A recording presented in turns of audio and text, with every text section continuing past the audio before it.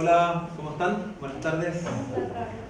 Es muy grato estar en este momento con ustedes, sobre todo porque estamos recibiendo a una amiga acá en Punta Arenas, quien nos viene a relatar una experiencia que probablemente sea muy similar, muy igual a las experiencias que a nosotros los magallánicos nos toca vivir día a día y que tiene que ver con la vivienda, pero desde una posición que nosotros hemos recogido como un derecho social y que nos interesa mucho relevar porque hoy día el movimiento de izquierda autónoma, quien organiza este encuentro en conjunto con la Diputación de Gabriel, también en conjunto con Fundación del CIDE y también por supuesto con el movimiento de pobladores Ucamau, porque lo que nos toca de cerca es ver una política de vivienda de la cual somos críticos y esperamos que todos tengamos una visión crítica porque hoy día hemos visto cómo el Estado ha hecho un abandono de lo que nosotros creemos que es un derecho social y al menos debiéramos partir considerando como una base que debiera estar consagrado en una constitución diferente a la que tenemos desde el año 80, una constitución que es la que avaló Pinochet y que por supuesto después consagraron los gobiernos de la concertación.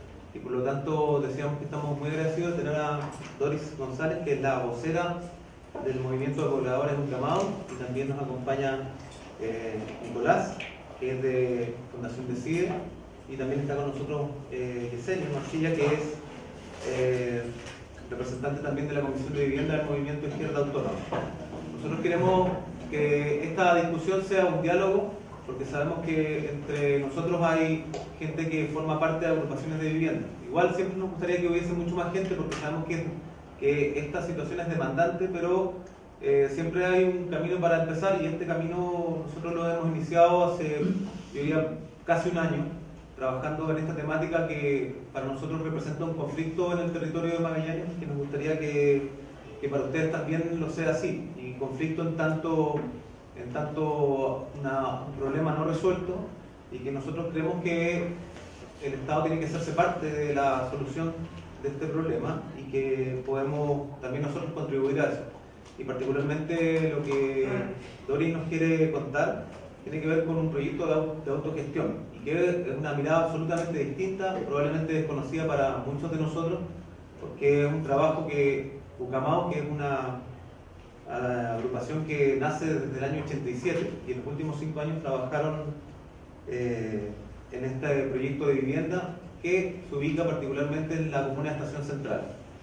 Muy cerca del centro de Santiago, pero ya es casi en la periferia de donde probablemente se tomen las grandes decisiones de lo que nos afecta a todos. Así que darle la palabra y saludar a Doris, agradecerte que estés con nosotros y que por supuesto que este diálogo sea rico y que podamos sacar conclusiones, unas preliminares, y que luego podamos avanzar y desde ya invitarlos a conocer lo que estamos haciendo en conjunto con Gabriel Boric y el movimiento que ustedes saben, nació hace poquito más de 2 meses, un movimiento que tiene harto por decir en torno a muchas temáticas, solo por decir algo de la orgánica. Este es un movimiento que está en un proceso de conformación, que estamos formando parte además de una corriente nacional que se expresa en una mesa de convergencia y es una corriente justamente donde hay distintas agrupaciones que son de izquierda y que se han expresado así. Así que darte la bienvenida, Doris, e invitar a la conversación y primero a que nos puedas presentar un poco algunas de tus ideas. Bueno, como decía Jaime, mi nombre es Doris González de Monao, soy vocera del movimiento Pobladores Ucamau y agradezco enormemente la invitación y la oportunidad de estar acá. Primera vez que piso estas tierras, primera vez que estoy tan al sur en Chile. Y bueno, tratar de contar un poco y contextualizar lo que ha sido nuestra experiencia a partir del tema de vivienda. Porque como decía Jaime, la organización Ucamau en sí nace en el año 87, pero la lucha por la vivienda tiene 5 años, un poquito menos de 5 años ya digamos que estamos dando esa batalla. Como diagnóstico, nosotros lo que sabemos en Chile es que existe una realidad que está bastante disfrazada cuando detrás de los muros de muchas viviendas existen muchas familias de allegados que viven en hacinamiento, que no tienen oportunidad de desarrollo, que no tienen los espacios suficientes como para vivir.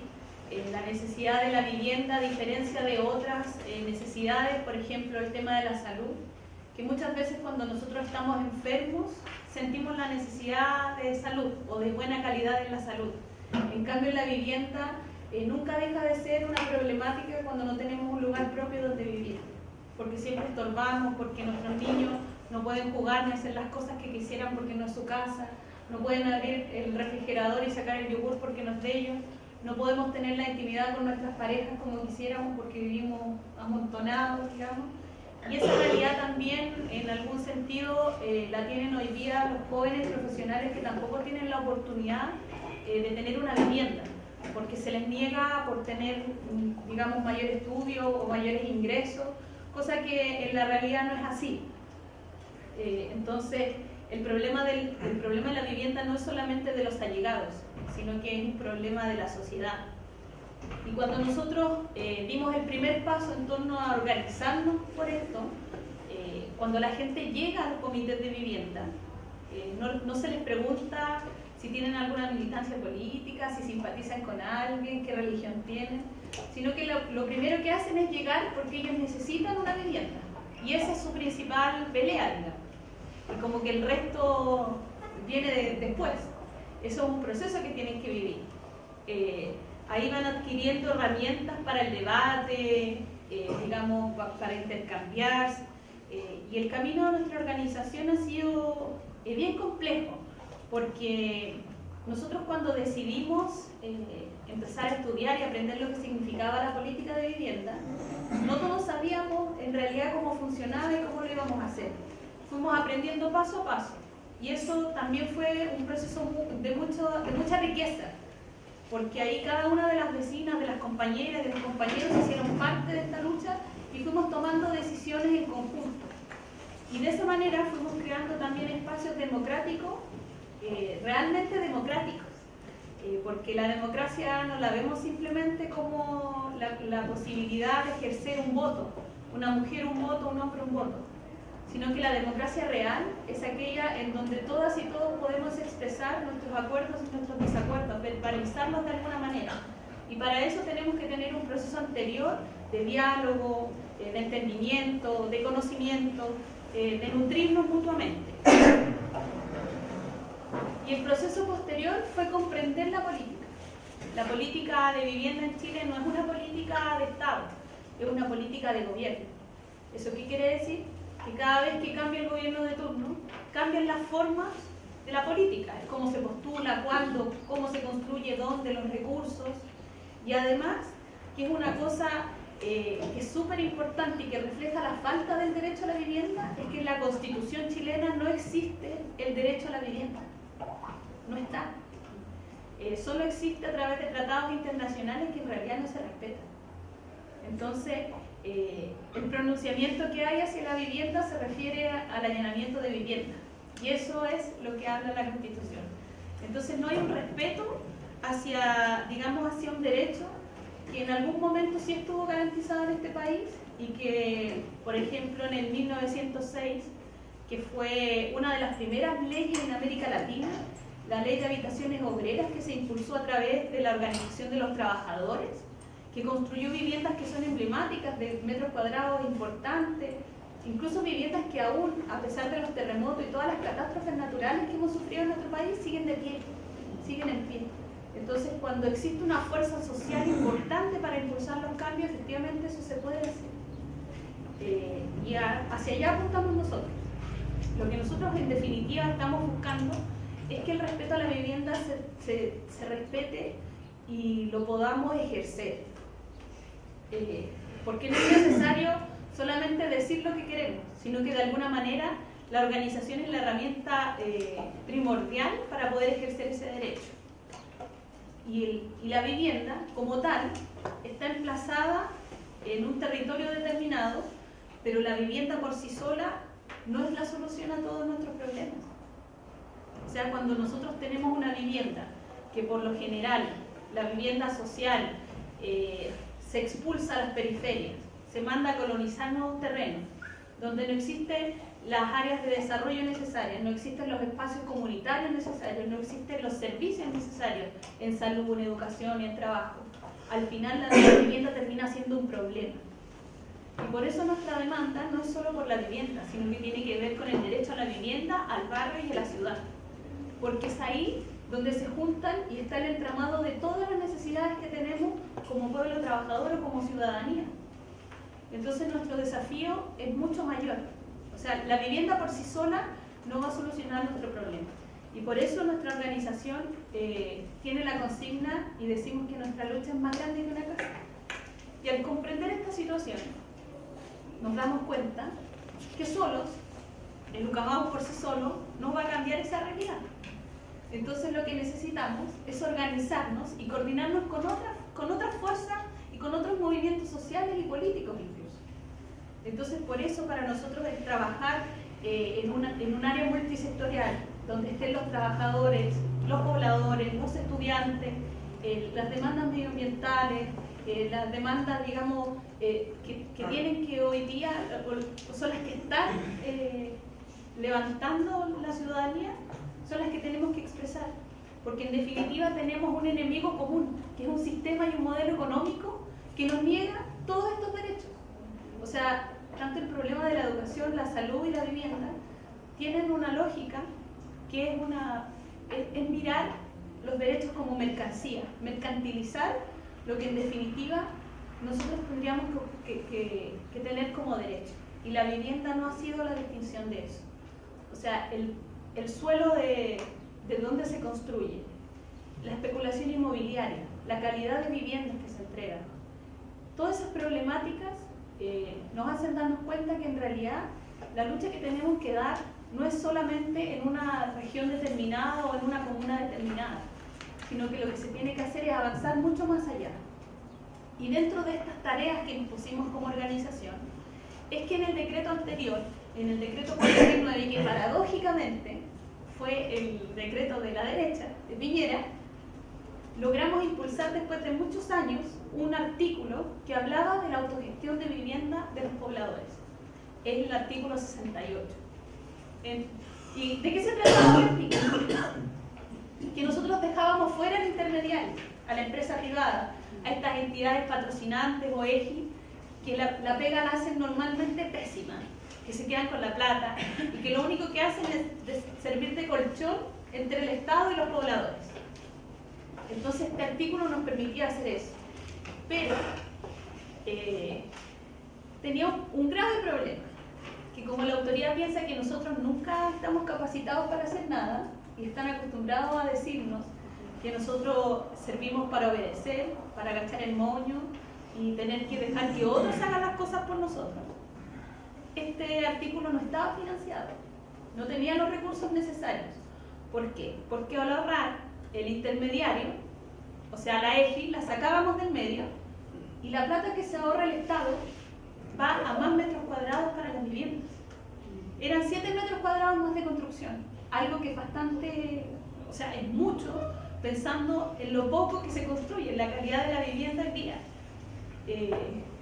Y dimos una pelea bien grande respecto al tema de los recursos y que se respetara, porque en definitiva este artículo lo que decía era que el director del Serviu de la región era quien decidía si la organización estaba capacitada o no para llevar adelante un proceso de autogestión. Hicimos todo lo que se nos pidió, fuimos responsables, presentamos propuestas. De hecho, el proyecto arquitectónico lo llevó adelante don Fernando Castillo Velasco con nosotros, que es Premio Nacional de Arquitectura. Es una obra póstuma de don Fernando porque don Fernando falleció el año pasado. Y eso también le daba un plus. Además que la participación de cada uno de los integrantes del Ucamaú fue del 100%. O sea, nosotros como organización hacemos que todo el mundo participe en todas las actividades. Aunque suene un poco así como, oye, pero obligatorio, es que tiene que ser obligatorio. Va a ser el lugar donde vas a vivir el resto de tu vida, donde vas a hacer la vida con tu familia. Tiene que importarte lo que pasa. No puedes dejar que otros simplemente decidan por ti lo que va a pasar el resto de tu vida. Entonces, en ese proceso se fue enriqueciendo mucho más la organización. Y se acaba el gobierno de Piñera y nosotros seguimos adelante con el proyecto, ejecutando el área arquitectónica, digamos, la postulación de las familias, que de hecho los primeros 154 subsidios se obtuvieron gracias al trabajo de todas y todos nosotros.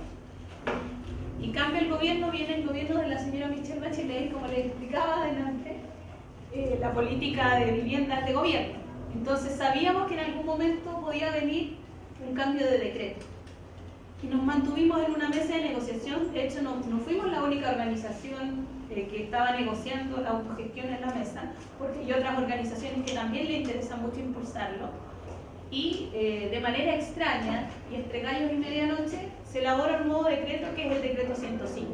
El decreto del segundo gobierno de la señora Michelle Bachelet, en el que se extermina totalmente la autogestión. No existe ninguna posibilidad de hacerlo. Y este decreto nosotros lo obtuvimos gracias a que un funcionario del Ministerio de Vivienda nos filtró esa información, porque lo habían incluso ingresado escondido a Contraloría para su aprobación.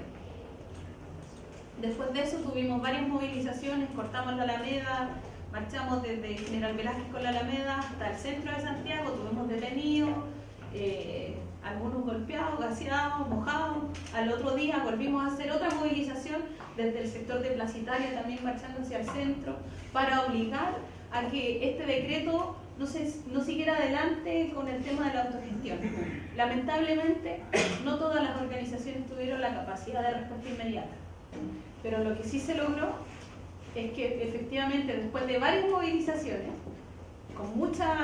además con mucha masividad, son 800 personas y mayoritariamente mujeres, quienes salimos y marchamos por la Alameda y nos empoderamos y estamos exigiendo un derecho, ni siquiera un regalo. No estamos pidiendo que se nos regale nada, sino que lo que estamos diciendo es que se respete nuestro derecho, y por algo que hemos venido trabajando durante años y hemos sido responsables con eso.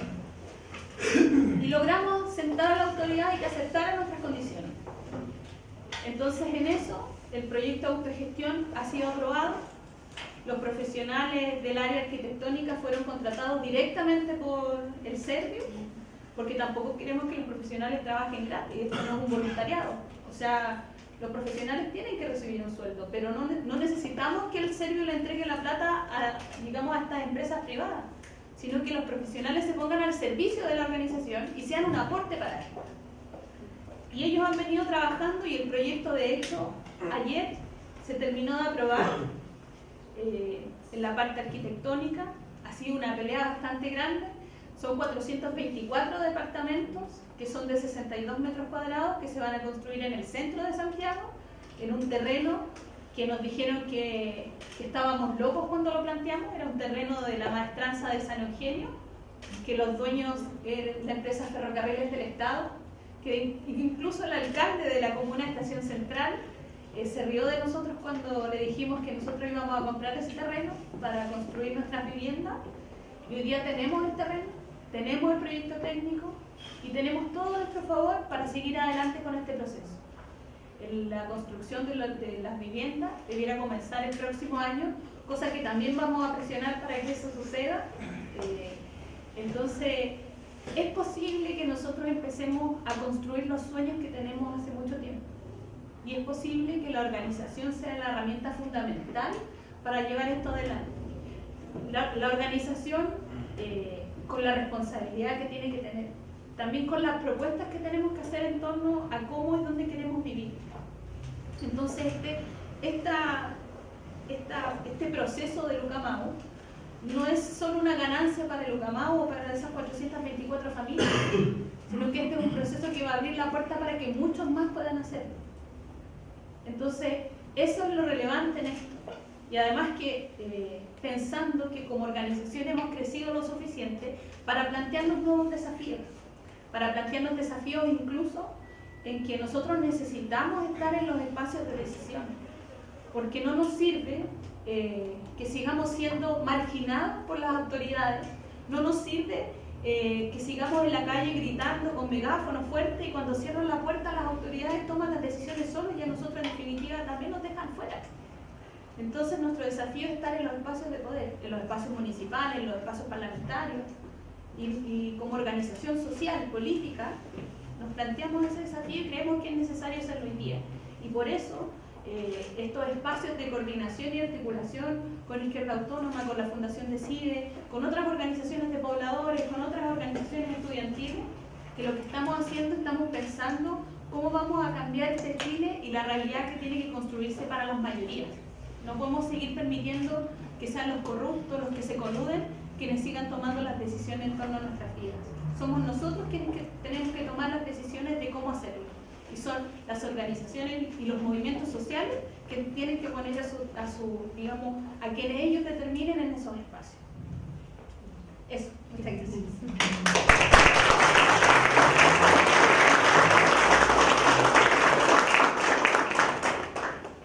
Gracias, Dori. Bueno, de cómo llegamos a conocer a Doris y el trabajo de Ucamau no es fruto del azar, porque lo que empezamos a elaborar cuando muy intuitivamente uno empieza a observar cuáles son los conflictos, cuáles son los problemas que aquejan a la gente de Magallanes y particularmente a la gente que tiene menos oportunidades y por lo tanto menos derechos. El trabajo empezó a darse también en la cercanía que Izquierda Autónoma, que ustedes saben que nace desde el movimiento estudiantil, tenía también un trabajo con Decide, con la Fundación Decide. Y acá está Nicolás y también está Max Proaño. Y bueno, también aprovechamos de saludar a Andrea Salazar, que está acá y que ayer estuvo haciendo una exposición acerca del núcleo feminista. Y también pedirte a ti, Nico, que puedas un poco contar esta relación de cómo una fundación que también reflexiona y piensa los procesos más transformadores, los procesos de mayor cambio social en Chile, trabaja en conjunto con agrupaciones como las que son de las características de Ucamau. Bueno, gracias. Nicolás Romero, Fundación Decide. Voy a ser bien breve porque creo que igual acá lo más interesante es que podamos abrir un diálogo con Doris, que es la mujer que sabe acá sobre cómo llevar adelante esto. Pero me gustaría plantear un par de ideas. Desde el año pasado, como Fundación Decide, somos una fundación dedicada a fortalecer y entregar insumos a las organizaciones territoriales de diversa índole, o sea, organizaciones vinculadas a las problemáticas de vivienda, organizaciones socioambientales, organizaciones vinculadas a conflictos regionales, etc. Desde el año pasado se inició un trabajo en conjunto con lo que ahora es Izquierda Autónoma Magallanes. En ese momento era todo el equipo de la Diputación en torno a Gabriel Boric. Y lo primero que nosotros pusimos sobre el tapete en este diálogo era, bueno, acá en el fondo existe la posibilidad de una renovación de la política, la posibilidad de avanzar y pasar de la crítica a una sociedad, a un modelo económico injusto, desigual, que no nos gusta, que mercantiliza los derechos sociales, etc., a la posibilidad de articular una propuesta real. Y esa propuesta real no se puede articular a partir de solo una mera crítica. La propuesta real, la posibilidad de constituir un movimiento que sea una alternativa real de poder, una alternativa real de mayoría, pasa por la capacidad que tiene ese movimiento en diversas partes del país de ir concitando apoyo en torno a nuevas formas de resolver los problemas, nuevas formas de organizar demandas que están fuera de los márgenes en los cuales la política formal, la política de la concertación y la derecha nos intenta poner y nos ha hecho jugar en los últimos 20, 25 años. Entonces, ahí el ejercicio que partimos con los compañeras de Academia Magallanes fue hacer un diagnóstico. O sea, lo primero que hicimos fue hacer durante el año pasado un diagnóstico sobre cuál era la conflictividad social o cuáles eran los conflictos sociales potenciales en Punta Arenas y Magallanes, que tenían una cierta capacidad una cierta amplitud social, una cierta capacidad de movilizar, de congregar apoyos para poder salir adelante, para poder ir articulando esta propuesta. Y a partir de un diagnóstico participativo que se realizó, llegamos al problema de la vivienda y la ciudad. Creo que es un problema bien transversal a la realidad de Magallanes. Y luego de eso, de ese diagnóstico general o llegar a ese conflicto en específico, empezamos a hacer un diagnóstico más específico sobre cuáles eran los elementos más particulares del conflicto de vivienda y ciudad en Punta Arenas y Magallanes. Eso es algo que Yesenia después puede profundizar en esa línea. Y en esa línea realizamos alrededor de 2 o 3 encuentros. De hecho, acá hay varios de ustedes participaron. Pero luego de hacer ese encuentro y tener ese diagnóstico más o menos claro, la pregunta es, volver a la motivación inicial. ¿Cómo pasamos de un estar en contra a un modelo de sociedad, a un diagnóstico sobre, bueno, en torno a por dónde podemos empezar a articular, la propuesta de cómo se articula esa reivindicación? Entonces, estamos ahora en ese momento, en ese desafío, y por eso en el fondo tomamos la decisión y luego tener una conversación con el movimiento Ucamau y con Doris, que cuando ella nos dijo, bueno, yo estoy feliz de ir para allá, de ir para acá y poder contar la experiencia, porque creemos en el fondo de que en torno a la experiencia de Ucamau y de otras organizaciones hay elementos prácticos que nos pueden permitir decir, bueno, ¿cómo podemos empezar a articular y potenciar esta reivindicación acá en la región? Entonces por eso estamos hoy acá, no los invitamos por cuarta vez a decirles que hay un problema de la vivienda en Magallanes, sino que la idea es ir teniendo más luces sobre cómo podemos avanzar y pasar en el fondo de esta sensación de insatisfacción, esta lógica de un diagnóstico, una lógica más de articular. Y en esa articulación de una demanda, ir construyendo en el fondo una alternativa real de una propuesta social y política para la región y para el país. Eso. Sí, igual para darle la palabra a Yesenia, decir que nosotros cuando desarrollamos esta idea de diagnóstico, uno se va dando cuenta de muchas cosas. O sea, primero hablemos de cosas que tienen que ver, de cosas muy materiales como el valor de una vivienda en Magallanes. O sea, no voy a hablar del caso de Punta Arenas, que es lo que nos toca, pero por ejemplo, cuando a alguien de nosotros nos toca ir a Williams y observar que una vivienda vale 72 millones de pesos, una vivienda de 42 o 48 metros cuadrados, es una pregunta que uno dice, ¿en qué mundo cabe la posibilidad? O sea, ayer solamente con el caso del cartel del papel higiénico, veíamos que mientras en Chile un rollo de papel cuesta 400 pesos, en cualquier otro país de Latinoamérica cuesta entre 140 y 66 pesos, algo así.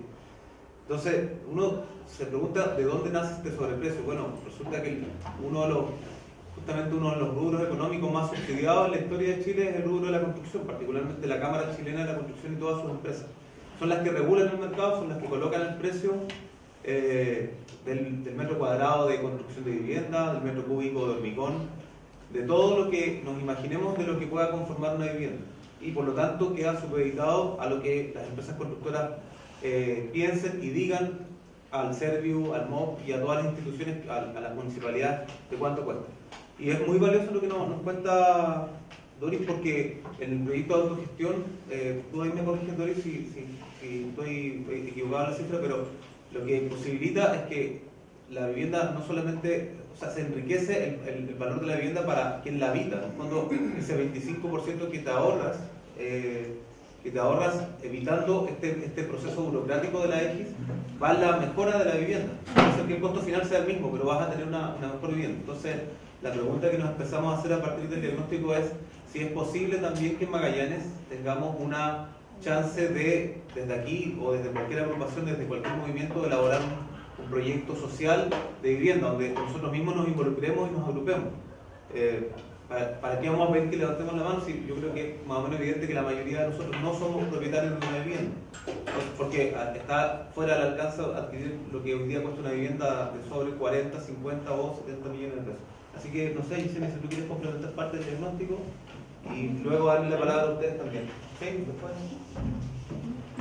Bueno, como Comisión de Vivienda de Organización de Izquierda Autónoma Magallanes, nosotros, como decía Nico, habíamos elaborado un diagnóstico en donde ya he visto caras más o menos conocidas que han participado en las actividades donde desarrollamos el diagnóstico y fue aprobado a través de diálogo. Lo que principalmente nosotros detectamos fue, bueno, primero nos hicimos el concepto de que la vivienda parte como un derecho social que es totalmente transversal a estos grupos que comúnmente se enfoca al Estado, que son los grupos más vulnerables, sin desmerecerlos, por supuesto. sino que también sino que es un conflicto que nos afecta principalmente a la clase media, en donde este grupo es un grupo de profesionales jóvenes que no es considerado usuario para el Estado porque no cumple con los requisitos de la famosa ficha de protección social o porque tiene un sueldo superior, en fin, todos los requisitos o las normativas que tiene el servicio ya establecidas. Y aparte de eso, al tener un ingreso más o menos bueno, por así decirlo, pero tampoco es necesario o suficiente como para terminar siendo un cliente bancario y poder acceder a las costosas viviendas que el mercado actualmente ofrece. Por lo tanto, ahí tenemos como más o menos un punto del diagnóstico. Otro punto que nosotros habíamos captado es el tema de la segregación y la distribución de los suelos que hay acá en la región, específicamente en Punta Arenas, que es donde principalmente se construyen, dejan las poblaciones que construye el Servio, tanto como integración social como poblaciones vulnerables, se dejan en las periferias, aumentando de esta forma las desigualdades que esto lleva como consecuencia. O sea, con la segregación, el Estado lo que está haciendo en estos momentos es aumentar la segregación de las familias. La desigualdad de las familias, perdón. Y desigualdad no tanto en aspectos económicos, estamos hablando de desigualdades educacionales, desigualdades culturales, desigualdades en cuanto a salud, en donde se ven aislados y tienen poco acceso a todas estas cosas que son básicas y mínimas para poder seguir desarrollándose.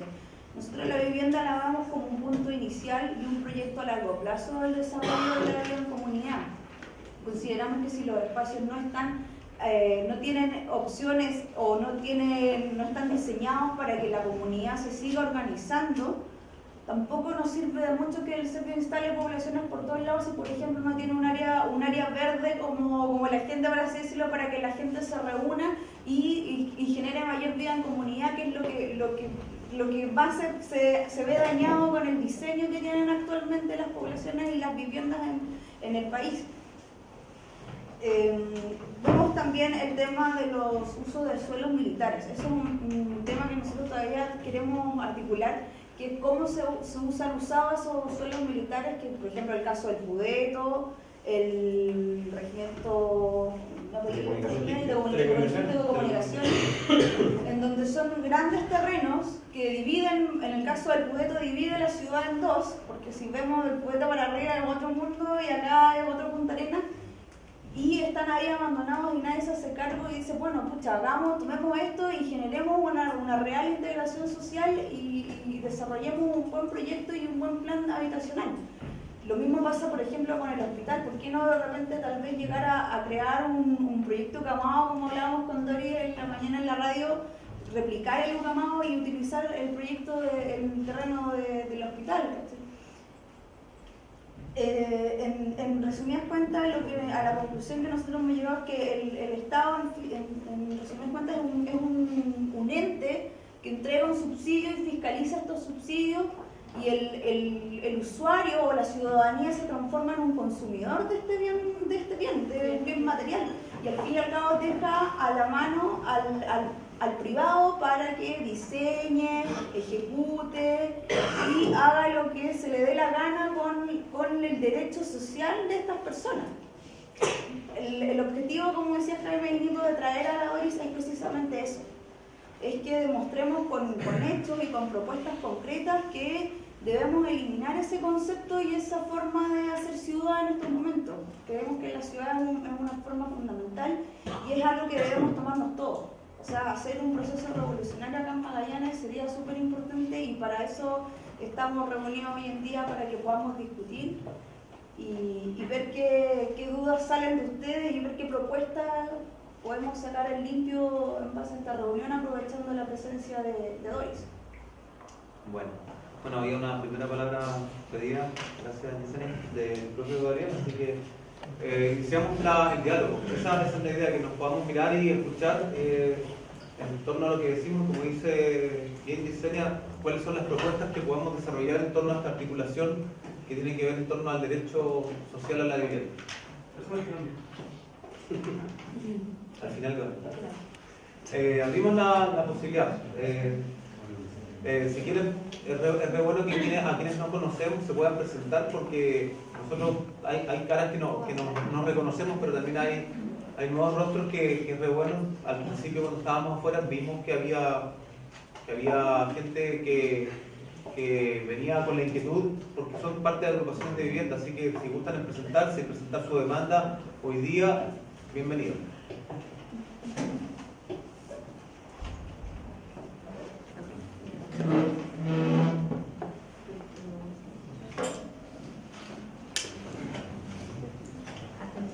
Dejamos la palabra.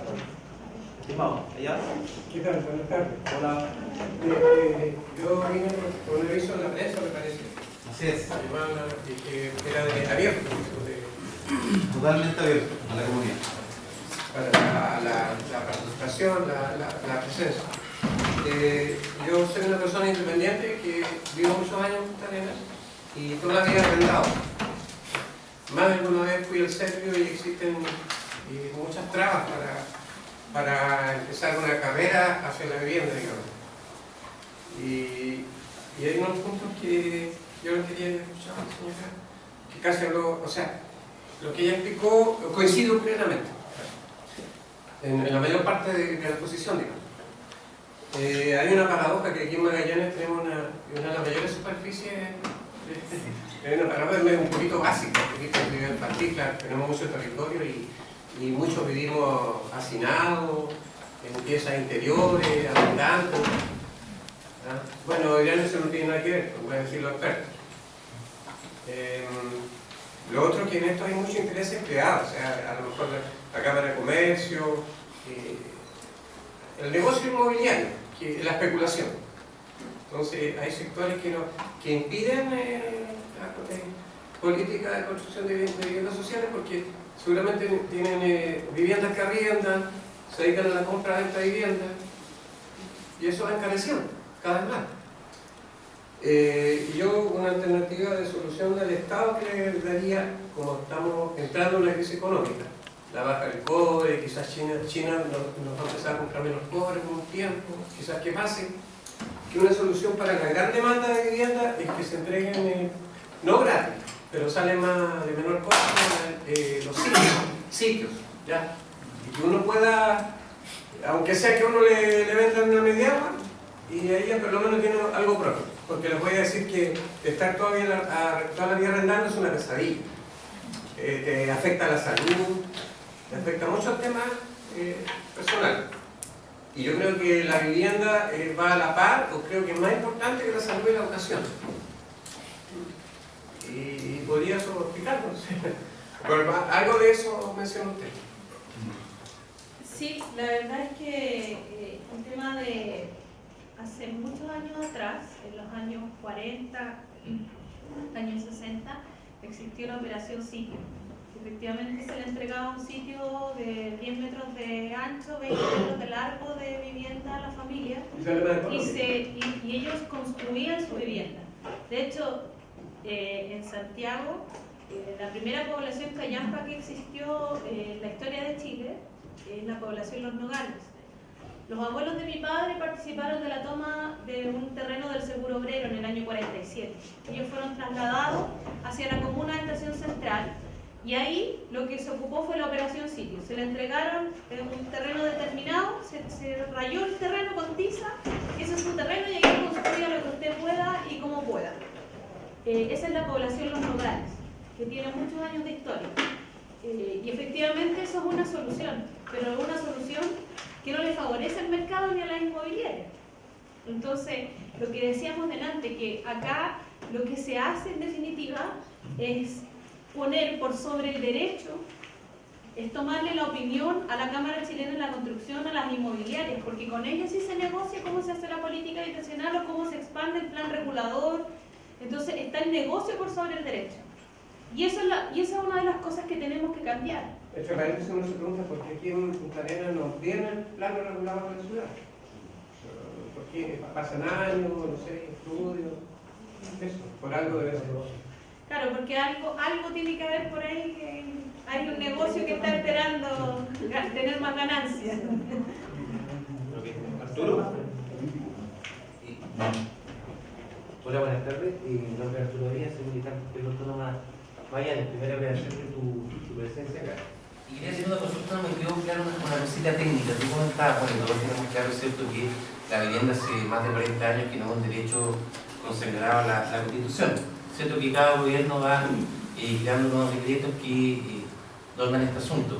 La pregunta va enfocada, tú dijiste que en el gobierno de Piñera, en algún momento, hubo algo que facilitó este proceso y posteriormente en el gobierno actual hubo algo, un decreto que revirtió de cierta manera y ustedes tuvieron que movilizarse para hacer valer lo que habían perseguido con anterioridad. Mi pregunta va enfocada, ¿cuál es la figura jurídica actual? Si todavía ese decreto de la Bachelet se derogó, está vigente, se puede replicar esto nuevamente. Bueno, en el proceso en el que está hoy día no existe la autogestión. Por eso, hace un par de semanas atrás, en un canal de televisión hicieron un reportaje acerca de nuestro proyecto de autogestión, porque es un proyecto inédito en Chile. Pero lo que nosotros logramos es que efectivamente en el Ministerio de Vivienda se levantara una mesa de negociación para trabajar la autogestión como un decreto o que exista un marco regulatorio para que efectivamente se pueda ocupar la autogestión como una forma de solución para la familia, para los grupos organizados, para las cooperativas de vivienda, que también juegan un rol importante en eso. Entonces, en ese proceso se está. De hecho, ha viajado gente de Uruguay, que son parte de la CELVIT, de la Secretaría Latinoamericana de Vivienda, que ellos también están aportando, porque en otros países ya esto es mucho más realidad. La autogestión y las organizaciones de pobladores tienen un poder muy grande para poder construir ellos mismos. O sea, el Estado siempre tiene que estar presente, porque tampoco es que nosotros queramos salirnos del Estado y no vamos a hacer nada con ellos, sino que los recursos tienen que salir de ahí y la organización como tal puede, digamos, poner un marco también en dónde se construye, cómo, cuándo, incluso la mano de obra, que muchos de nosotros trabajamos en la construcción, maestros carpinteros, albañiles, entonces sabemos cómo se hacen las cosas. Lo que pasa es que tiene que haber una voluntad política para poder hacerlo. Y en este minuto eso es lo que estamos haciendo. Tenemos una mesa de negociación donde estamos trabajando específicamente el tema de la autogestión desde las organizaciones de vivienda. Gracias. ¿Algunas otras consultas? Bienvenidas todas las preguntas o las reflexiones que se quieran hacer en torno a lo que estamos conversando. Yo quería reiterar que Después Pamela. de partida habría que exigir a los parlamentarios o a la ciudadanía que se incorpore un derecho en la posible nueva constitución, el derecho a la vivienda, que se consagre. Hay mucha gente que cree que la Constitución de 1980 lo considera, porque no la hemos leído, muchos no hemos leído la Constitución, ¿cierto? No sé cuánto costará el librillo actualmente, ¿no? Y lo otro, quería preguntarle si acaso usted está enterada que la Constitución de 1925 sí lo mencionaba, ¿no? La anterior Constitución, la de 1925. Lo que pasa es que en la de 1925 existían los derechos como garantías, pero la negación total al derecho a la vivienda es la de la Constitución del 80. Y además que es como un dato súper importante, porque en algunos casos puede que exista un marco regulatorio, puede que exista una constitución, pero si no hay una fuerza social necesaria para impulsar eso, tampoco sirve. El papel aguanta mucho, como dicen por ahí. Claro, entonces por eso ejemplifiqué en algún momento y mencioné la Ley de Habitaciones Obreras del 1906, que fue impulsada por los trabajadores, por las organizaciones de trabajadores, que lograron construir comunidades donde incluso, o sea, el tema de la vivienda contemplaba hasta los hospitales. Se construían hospitales dentro de la comunidad, escuelas, hasta teatros.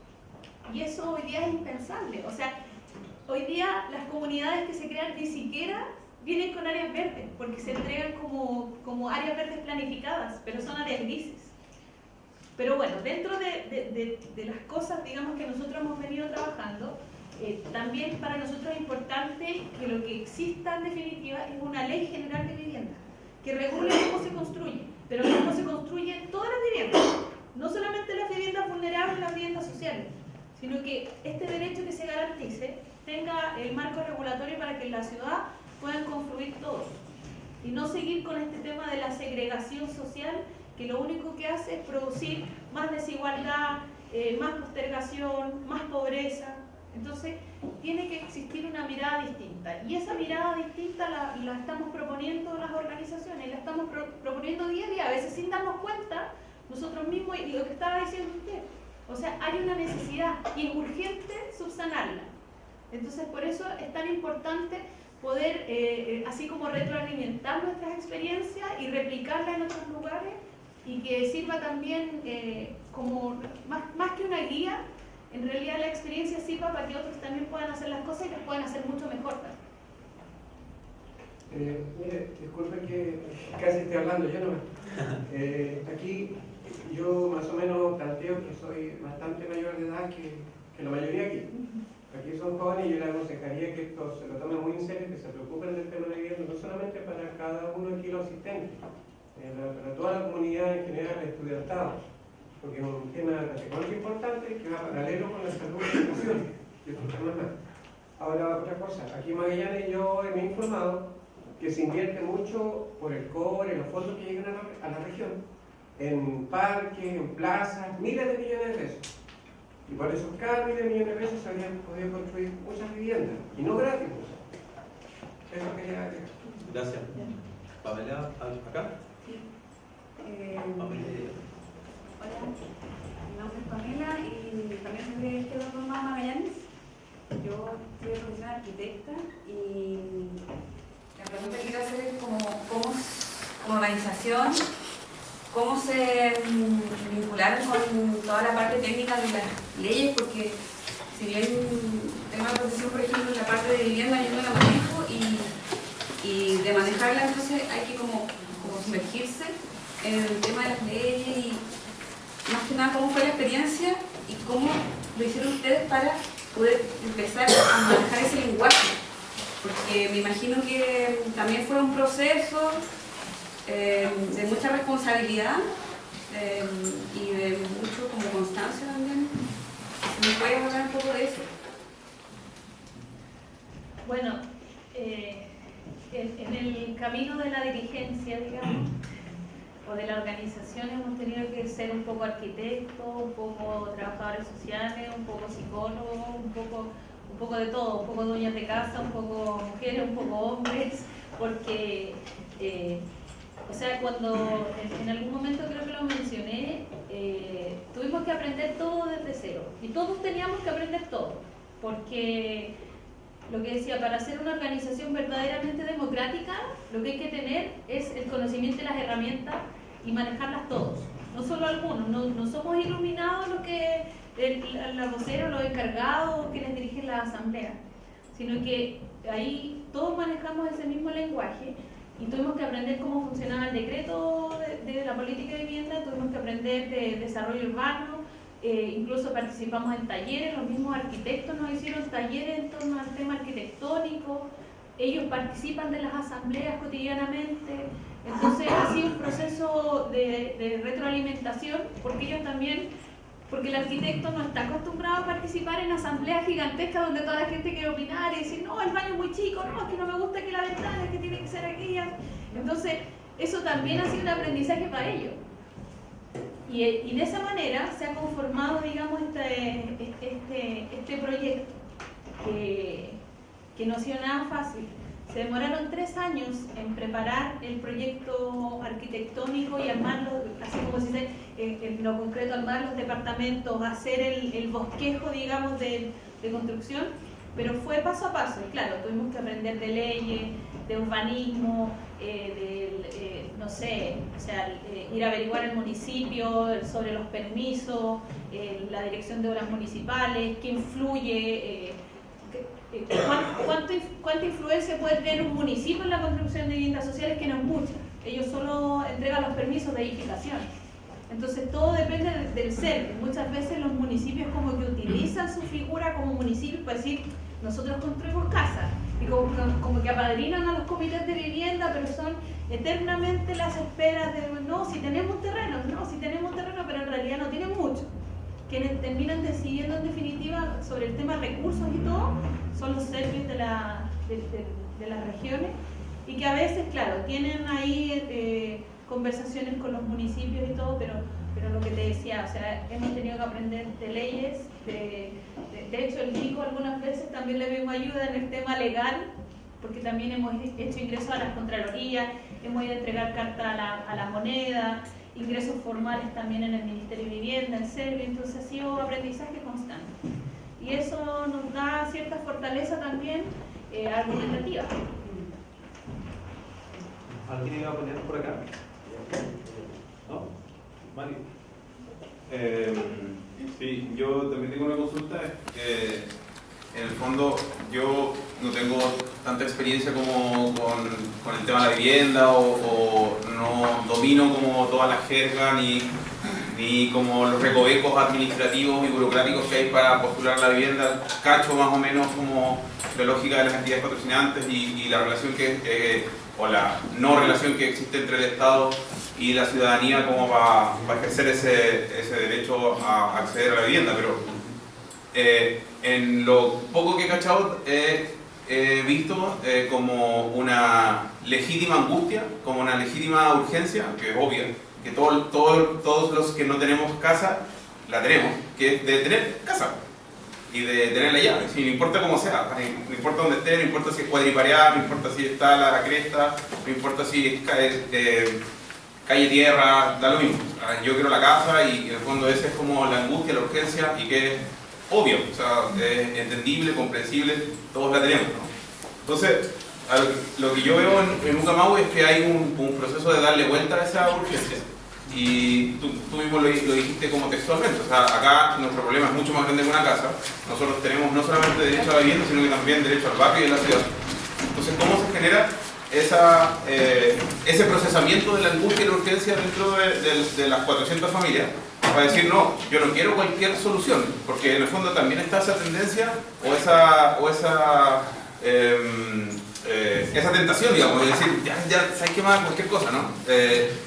¿Cómo se procesa eso? ¿Cómo está ese espíritu de no claudicar ante la oferta clientelar que puedo ofrecerte para, mira, esta agrupación me está generando tanto lío que la voy a pasar por arriba y le voy a solucionar los problemas y así me dejan de demandar no solo vivienda, sino que más cosas, ¿no? ¿Cómo fue eso? Me imagino que no es tan fácil la respuesta, pero si hay alguna pista para eso. Es súper complejo porque este mismo sistema neoliberal nos dice que tenemos que ser individualistas, salvarnos a nosotros solos y da lo mismo lo que pasa con el de al lado. Entonces, el trabajar en comunidad es súper complejo. Además con distintos caracteres, creencias, pero yo creo que lo fundamental para esto es el tema de la formación.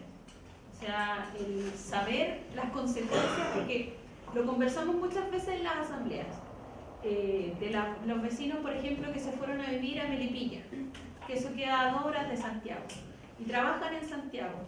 Los costos en locomoción, los costos horarios que tienen que pagar, tienen que levantarse a las 4 de la mañana para poder llegar a las 8 a la pega, sale muy caro, que al final su sueldo termina siendo nada, porque la única posibilidad que tenía de tener una vivienda era ya a 2 horas del lugar donde tuvo siempre sus redes, su familia, su entorno. Entonces, yo creo que poner las cosas buenas y las cosas malas, pero en temas formativos es fundamental para poder también así como controlar un poquito la ansiedad, porque efectivamente la necesidad es gigantesca y cualquier persona o cualquier funcionario, incluso de algún servicio, te puede decir, no, pero mire, si aquí la solución es mucho más rápida.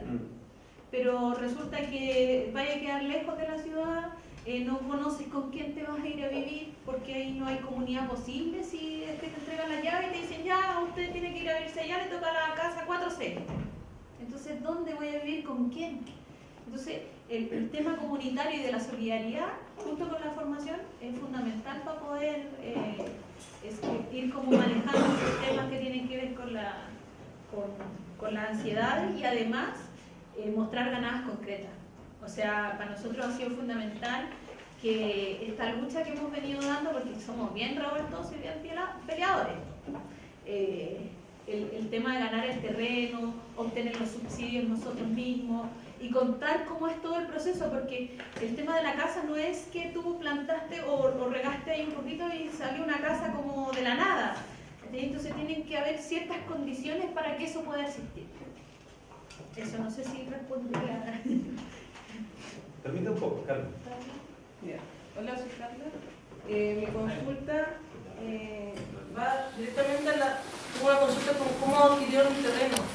Lo otro, el tema del ahorro que hicieron por familia. Porque actualmente acá en Punta Arenas, por lo menos el conocimiento que tengo, las viviendas se hacen a través de un único ahorro, ¿ya? Que se paga una cantidad de plata y en eso se queda todo lo que es los planos, las actividades, etc. Y de ahí te desligas del pago como lo que se destina mayormente, o pagas arriendo o un dividendo, que en el fondo pagar un dividendo es igual que Como pagar arriendo. Sí, sería un dividendo muy alto. Entonces, ¿qué es lo que se hace acá? Como decía Mario, nosotros se está adquiriendo una vivienda a través del Estado, pero costeando una calidad de vida que es lo más importante, porque en el entorno donde tú vas a crecer, van a crecer tus hijos. Pero ojo, eso de crecer como se hacía antes, antiguamente, como lo hicieron mis abuelos en Ñuñoa, como lo hicieron acá mis abuelos en el Barrio Rural, ya no se está dando, o en la 18. ¿Qué es lo que pasa ahora? Esa vivienda después de 5 años son vendidas, y son vendidas las personas que tenemos que sacar un crédito hipotecario. O bien, somos las personas que podemos acceder al subsidio a través del Estado de la clase media, porque no alcanza para esa casa, ¿cachai? No es la casa que tampoco queremos y aún así igual la tenemos que comprar porque si no, no podemos tener nada. Entonces, se repita esa forma de actuar en todos. Los que teníamos ficha CAS alta y los que tenían ficha CAS baja, que en el fondo ya lo pueden revertir después de los 5 años. ¿Entienden? Entonces, eso quiero saber. ¿Cuánto era el ahorro que ustedes tenían que aportar y cómo fue la compra del terreno que pertenecía prácticamente al Estado? Mira, respecto al tema del ahorro, al momento de la postulación, las familias tenían que tener 10 UEFs, ¿ya? Pero cuando el proyecto técnico llevara cierta, digamos que se amarre el proyecto técnico con el terreno para que empiece la construcción, se tienen que tener 30 UEFs en total, ¿ya? Y eso es digamos, el dinero que tienen que tener, definitivo. Y respecto de, tú me decías de la compra del terreno, eso fue vía expropiación. Yo les voy a contar cómo fue el trámite del terreno. Nosotros hicimos una carta cuando llegamos al terreno de la maestranza de San Eugenio, que son muchas hectáreas, son 50 y tantas hectáreas que estaban en desuso desde el año 92, y que los dueños de ese terreno eran las empresas ferrocarriles del Estado. Entonces le hicimos llegar una carta haciéndonos pasar como inmobiliaria y les dijimos que queríamos comprar ese terreno y bueno, que nos enviaran el valor y cómo eran las condiciones. Nos respondieron amablemente que iban a estudiar el tema del cambio de uso de suelo para poder dar un precio y que estaban todas las condiciones para que la inmobiliaria lo comprara. ¿La carta iba a F o a F? Después de eso, como tuvimos una respuesta positiva, mandamos la misma carta, pero ahora con el logo del Movimiento Pobladores Ucamau. Y ahí nos dijeron inmediatamente que no había ninguna posibilidad, que ese terreno no estaba en venta y no lo iba a estar. Así que nosotros dijimos, chuta, ¿qué es lo que hay que hacer acá? Y tomamos la decisión junto con todas las asambleas y fuimos y nos tomamos la estación central de trenes. Un día de semana nos tomamos la estación, no dejamos entrar ni salir a nadie que quisiera tomar el tren. Es lamentable, pero era una medida de fuerza que teníamos que... A las 20 minutos, media hora, teníamos una llamada de la gerencia de ferrocarriles para que 2 días después tuviéramos una reunión para negociar el terreno en la mañana. Entonces, a partir de ahí comenzó esta negociación que tampoco fue fácil porque tuvimos que movilizarnos varias veces, ir a las oficinas de EFE, porque además que nosotros tenemos como plus, digamos, en nuestro territorio, está la línea del tren que transporta las mercancías que van del puerto de San Antonio. Entonces un día también les pusimos unas barreras para que no pudieran pasar en la negociación Entonces los tipos sabían que teníamos así como armas para molestarlos. Y al final se sentaron a negociar el terreno de la maestranza y aceptaron la expropiación por parte del Estado, en este caso que es Servio. Servio expropió una franja de terreno de la maestranza San Eugenio para el proyecto de Lucamao. Y así fue, no fue necesariamente comprarlo, porque Ferrocarriles, por ejemplo, tiene en su articulado, en su ley interna, no permite la venta directa, por todos los chanchullos anteriores que cometieron cuando compraron esos trenes con los motores fundidos y que tuvieron que hacer unos terrenos, que la gerencia de Ferrocarriles incluso estuvo en juicio. Entonces hicieron una ley que no les permitía a ellos vender directamente terreno. Lo que tenían que hacer era hacer una licitación pública, y en ese caso nosotros no íbamos a tener ninguna oportunidad. Y lo único que se podía hacer en ese caso era la expropiación, y de esa manera se obtuvo el terreno. Gracias.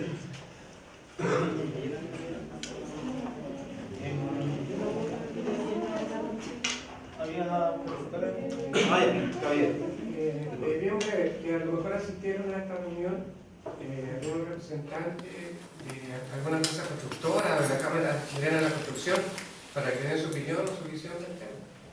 Si están acá. ¡Levanten la mano! Como bien dice usted, el encuentro abierto vía prensa, nosotros lo invitamos. ¿La Así que constructora o la Cámara Chilena de la Construcción? el diálogo es bienvenido para Sí, nosotros. sí. Pero hoy día no está. Usted, señor Valente, de la. Yo vos, pero soy de la Cámara Chilena. No, tenía una consulta. Primero, ante todo, bueno, valorar enormemente este espacio que ustedes han generado. Me parece un tema súper cardinal, ¿no? Que no solamente vulnera el derecho humano a la vivienda, sino que también vulnera un poco la historia del país, ¿no? Porque muchas de las poblaciones populosas de Santiago, como San Miguel, son tomas de terreno. Acá en Punta Arenas, en España Norte, finales o principios de los 90, cuando se produce el deporte de las minas, la Alfredo Lorca con las consecuencias de los loteos. O sea, en las tomas de terreno que vienen de los 50, 60, muestra de un país que juega bomberos, siempre está apagando los incendios que provoca. Pero más allá de esa reflexión, mi pregunta era como tú señalas que no existe la autogestión como figura en la Constitución, digamos, independiente de Piñera y de Bachelet. La vivienda como derecho en la Constitución. Pero la autogestión no existe como figura, no. Bueno, En el caso de existir, en el caso de que se pudiese generar desde el poder político, desde la Constitución, ¿cómo ustedes sistematizarían un poco el tema, digamos? Me adelanto un poco al... Sí, mira, más que poner la autogestión en la Constitución, a nosotros lo que nos interesa es que en la Constitución exista el derecho a la vivienda y que desde ahí exista la bajada, que se genere una ley de vivienda, que se regule cómo se construye y que dentro de esa ley exista la posibilidad de la autogestión. ¿Y esto cómo sería? Simplemente un diálogo entre la autoridad y las organizaciones de vivienda donde se regule el precio del suelo, porque la especulación inmobiliaria respecto del suelo es gigantesca hoy día. O sea, no hay regulación posible, no existiría, por ejemplo, construcción posible en los centros de las ciudades porque el negocio inmobiliario es mucho más potente, porque no hay nada que lo regule. Entonces eso es lo que necesitamos, regular ese tipo de cuestiones donde efectivamente el Estado resguarde, no sé, porque tampoco estamos diciendo que por todos lados vamos a construir solo vivienda social y no va a haber nada más, sino que se regule o se resguarden algunos paños de terreno para la construcción de viviendas sociales o de viviendas, digamos, que vayan en torno a la necesidad que tengan las comunidades, porque el generar solo vivienda social también es un error. O sea, hay muchos jóvenes que son profesionales y que no se quieren ir de sus comunidades de origen, pero no tienen la oportunidad de hacerlo ni de elegir, porque lo único que les queda con un puntaje en la ficha de protección social, además con una ficha de protección social obsoleta absolutamente, o sea, la medición que hace la ficha no tiene ninguna realidad posible, ¿no? Entonces, que la vivienda se vea para todos posible. Dentro de las cosas que nosotros proponemos como organización y que es bien impopular todavía, es que por ejemplo, no se le entregue necesariamente patrimonio a la familia en la primera vivienda. O sea, que el Estado tenga por ejemplo, no sé, todo este espacio son viviendas sociales, pero son del Estado. Y el Estado es quien las resguarda, las cuida, las arregla, y las familias pagan un pequeño arriendo, que va a ser bastante bajo porque van a ser viviendas del Estado, en donde lo que va a hacer les va a permitir ahorrar para tener otra vivienda que va a ser la vivienda definitiva. Esta es como una vivienda de paso, pero que son del Estado. No le entrega patrimonio inmediato, para que no pase lo que decía la compañera, que después de 5 años venden la casa, porque tienen una opción mayor. Entonces, tiene muchas bajadas esto de presentar una ley en donde efectivamente nos incluyamos todos, donde sean todos quienes puedan obtener una vivienda dependiendo también de su capacidad económica, pero no negarlo inmediatamente. No sé si me explico. Orlando.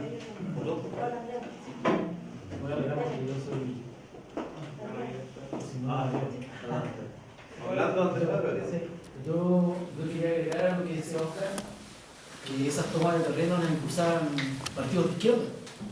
Hoy día están ausentes, salvo que de esta problemática, ¿verdad?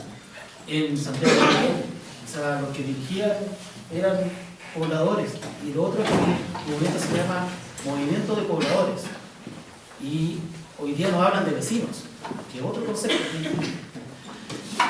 Yo quería que nos contaras un poquito más acerca de esto de la autogestión, porque a mí me llama la atención de que, ¿cómo se llama? Tú hablaste de que sacaron a las EGIs, pero quería saber si habían sacado a las constructoras, porque hoy día lo que encarece, hoy día el derecho, que la vivienda sea un derecho social, es que las constructoras se llevan más de la mitad, el dueño de la constructora, porque ni siquiera los que trabajan en la construcción, se llevan la mitad de lo que cuesta la construcción. Después culpan que los maestros se roban el cemento, que parece que aman Claro, las casas. que se lo roben. Eso no es así. Que se lo roben. Bueno,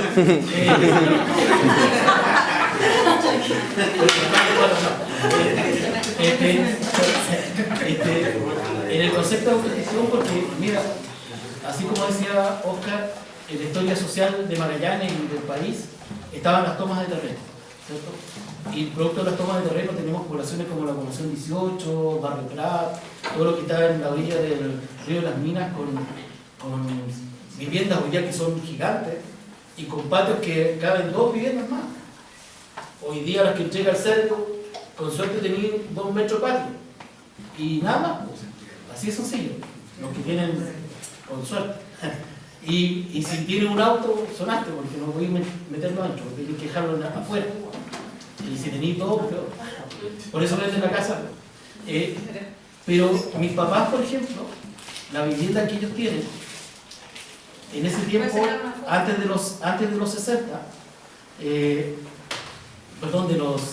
antes de la dictadura, por así decirlo, existían las cajas de ahorro y préstamo, que ejercían algo así como lo que hace el banco y le entregaban un crédito hipotecario. Mi papá lo compró así. Y ellos usaban otro concepto que no de construcción, sino de autoconstrucción. Entonces, ese era otro sistema, que es distinto a lo que hay hoy día. Hoy día está el serbio o están los bancos. Y no hay otra cosa intermedia. Las cajas de ahorro y préstamo desaparecieron en Chile. Entonces, yo quería que no sé si involucra autoconstrucción, la autogestión que tú hablas, en el proceso de la construcción ya de la vivienda. Porque tú dices que recién están viendo los planos, etc. Pero en la parte de la construcción, ¿va a involucrar a, ¿cómo se llama? A las mismas constructoras? ¿Eso se va a licitar? ¿O va a ser una cosa así como lo que se hacía antes, que era un proceso de autoconstrucción? Mi papá, cuando hizo su casa, se le hicieron maestros, pero él lo pagó con el crédito que él tenía aprobado. Y te cuento, es una casa de 2 pisos, tiene, de hecho, él hizo un balcón, etc. Y entran 2 casas más. Así es sencillo. Ahí entran 2 casas, como 3, no, yo como 3 años. Entonces, quería ver, que si pudieras profundizar más de ahora en adelante, ¿qué viene? Porque aparte de la lucha que han ejercido ustedes como movimiento, que además he visto las fotos de ustedes en Facebook, y es espectacular, ustedes son de verdad, son un movimiento de pobladores que llena, no sé, más que los que vemos acá, como doble, triple, son hartos, y además, alguna vez, hace como 2 años, 3 años, nos encontramos en el Paseo Mayo, nosotros lo acompañamos en la marcha. Y además son peligrosos ustedes, porque iban llenos de guanacos, etc. Y le cerraron la Alameda, llegamos hasta la Alameda y ahí teníamos que ir al, si no nos metíamos presos, teníamos que ir al aeropuerto. Pero eso, ¿cómo es el proceso de autogestión? De aquí para adelante. Sí, mira, el tema de las constructoras todavía estamos en negociación porque está la propuesta de los propios arquitectos de una constructora solidaria. De hecho, ellos también tienen una pequeña constructora que han venido trabajando con algunas organizaciones, más bien en el ámbito de la reconstrucción después del terremoto del 2010. Entonces, ese proceso todavía falta y es la etapa siguiente, digamos, que tenemos que quemar. En un primer momento sería con, digamos, con un proceso de licitación, pero no sé si será muy atractivo para las constructoras el proyecto de la maestranza más allá del currículum, porque tiene 0 margen de ganancia y nosotros vamos a ser los entes fiscalizadores del proyecto. Aquí en este caso no se va a dejar a los hitos que pone el Servio en este caso para fiscalizar, sino que la organización va a ser uno de los fiscalizadores de este proyecto. Y eso también es una ganancia, que normalmente eso no pasa, más allá de que le dan una visita una vez al mes al comité para que vaya y mire y se ponga el casco blanco como por cumplir. Entonces, todavía falta en eso. O sea, siempre falta. Siempre queremos que sea más, digamos, pero ese es el proceso en el que está. Yo creo que igual va a ser un desafío bastante grande el tema de proponernos como constructora solidaria, porque dentro de las propuestas que tenemos en el largo plazo está el que exista también una empresa estatal que sea la que ponga los insumos para la construcción de viviendas. Porque hoy día se le compran a las grandes empresas, la Alfonsente, empresas como esa. Entonces, si hubiera una empresa estatal, también eso sería mucho más barato.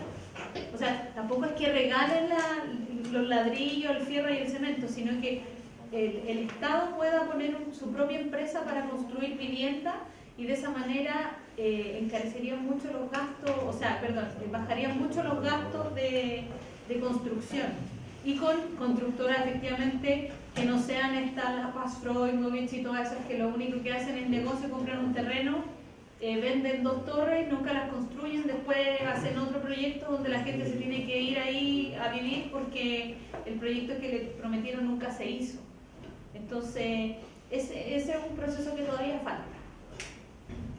Gabriel. Señorita, usted habla de que el Estado, ¿cómo es el asunto que provea los materiales de construcción? Que hay una empresa estatal que provea digamos, de materiales de construcción para las viviendas. Yo leí con la actual Constitución del 80, prohíbe la Constitución de que el Estado participe en el mercado. Entonces eso no se puede. Por eso hay que cambiar la Constitución. Sí, una cosa. Señorita, avancemos. Para que vamos. Hay otra palabra. Lo último por ejemplo, hay un subsidio a las forestales, que hay mucha plata del Estado, los presupuestos, qué sé yo, financiamiento, que se va a sectores que ya ahora se han enriquecido sobremanera. Por ejemplo, el sector forestal, el tema, los grandes conglomerados económicos, Angelini, Mate, que lo siguen subsidiando. Y eso los diputados deberían abolir esas leyes, esos decretos, eso. Porque ahí había plata para viviendas y todas las necesidades sociales. Okay. Gabriel, de ahí. Muchas gracias, Dori, de verdad por venir hasta acá a Magallanes a contarnos de esta experiencia que de alguna manera miramos con un montón de interés y tenemos la tentación y las ganas de replicar, porque acá cuando uno ve, lo decía alguien, Magallanes, la cantidad de terrenos que hay, que sin embargo no solamente en Punta Arenas, sino también en provincia, y la cantidad de gente sin casa es súper violento, y como que hemos naturalizado esa situación. Y yo quiero destacar algo de Ucamau que me parece que tenemos que incorporar, por lo menos quienes somos parte de Izquierda Autónoma, que este ha sido un proceso largo para ustedes. Yo entiendo que ustedes partieron en el 87, en un centro cultural, y estaba leyendo reseñas y artículos que se han escrito o que han escrito ustedes mismos, y contaban de que cuando llegó la democracia muchos se fueron para la casa y que decían que, bueno, ahora nos van a solucionar los problemas, y que hubo un núcleo que quedó resistiendo ahí desde diferentes frentes. Entiendo que incluso con muertos, aludidos. Y Toño, ¿no? Y que en el fondo estos procesos, a lo que ustedes llegaron hoy día, en donde están próximos a tener su vivienda, ha sido un proceso de aprendizaje largo y seguramente con un montón de traspiés. Y muchas veces, como decía Mario, la ansiedad del presente y de solucionarlo todo ahora es súper llena de frustraciones. Entonces a mí eso me parece, ese proceso de aprendizaje, me interesa poder conocer más en detalle cómo ha sido. Si del 87 estaban con un centro cultural y ahora están,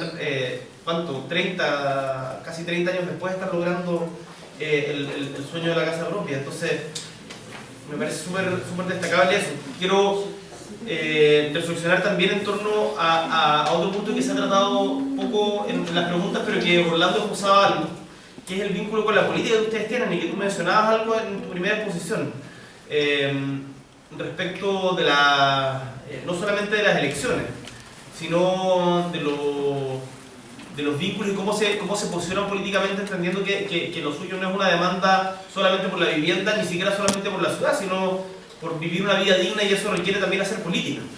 Que nos cuenten un poquito más de cómo lo están llevando adelante. Entiendo que tú fuiste candidata a concejal. ¿Cómo fue esa experiencia? Y yo lo que veo ahora, y la gracia que me parece que hayas venido tú hoy día para acá a través de los compañeros de la Fundación Decide también, es que poco a poco vamos formando lazos entre justamente estas organizaciones de izquierda, y que acá no estamos solamente, más allá de lo importante que es el problema en sí, pero no estamos solamente pensando en resolver el problema concreto de la vivienda y ahí se acaba esto, sino que acá hay una lucha más de largo aliento de la cual tenemos que tratar de complementarnos, y en un momento de tanta dispersión de las fuerzas de transformación, de cambio, el poder desarrollar un trabajo conjunto con ustedes, con los compañeros de la izquierda libertaria, con quienes también entiendo tienen altas relaciones, es súper positivo. Y algo que acá en Magallanes, como bien decía Orlando, pasa muy poco, porque acá están los partidos tradicionales, la casta, digamos, y descomponiéndose, pero también ha costado mucho que emerja algo nuevo. Entonces te quería preguntar eso, el vínculo con la política más directa. Y lo último, nosotros, o sea, todo Chile conoció un poco el proceso de la lucha por la vivienda digna a través de lo que fue la experiencia personificada de Roxana Miranda. Yo sé que el caso es diferente, que la gente de ANDA eran deudores habitacionales, pero saber si ustedes tienen relación con ANDA o con alguna de las facciones de ANDA. Entiendo que ustedes forman parte de la... ¿cómo se llama? La coordinadora de pobladores de... la UNAPO. La UNAPO, de la UNAPO. ¿Y cómo funciona eso en Santiago para también aprender tanto de los aciertos y errores que pueden haber tenido en este proceso de constitución, no solo gremial, sino también político? Sí, mira, el vínculo con el tema político es absolutamente necesario cuando nos planteamos que lo que queremos hacer son cambios estructurales, son cambios que lo que se necesita en definitiva es tener una actuación política. Nosotros nos denominamos una organización político-social porque si bien, como contaba en un principio, se parte con la reivindicación de la vivienda formando un comité, digamos, en este espacio de la organización o del movimiento Pobladores Ucamau, nuestra casa, que es la Casa Ucamau, que como bien decía Gabriel, parte en el año 87 haciendo talleres culturales, talleres de resistencia, aquellos que no creían en este acuerdo que venía por arriba con este plebiscito que decía que todo iba a cambiar en Chile, como que la cosa fuera tan mágica, como que la alegría venía y estaba a la vuelta de la esquina, y la alegría nunca llegó.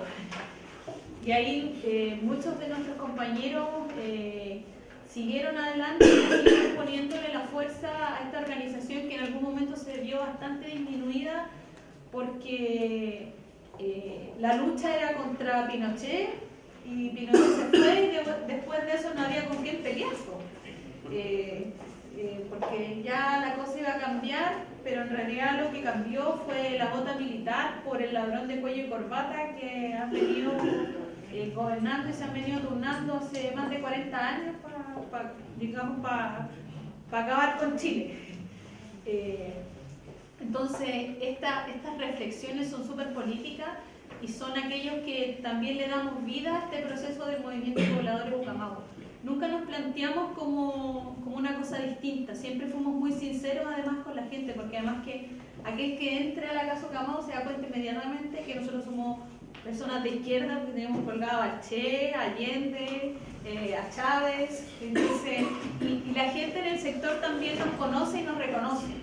Esta casa, como tal, la mantuvimos durante todo este tiempo solamente con autogestión, manteniendo nuestra independencia también de padrinos en algún sentido de los municipios, o incluso en las poblaciones hoy día también se ve como el capo que viene a tratar de donar plata a la organización donde también juegan sus sobrinos o su hijo. Entonces nosotros nos mantuvimos al margen de eso, pero siempre con la convicción de que nuestra participación era política, y lo que teníamos que hacer era transformar las conciencias de la gente. Por ello creo que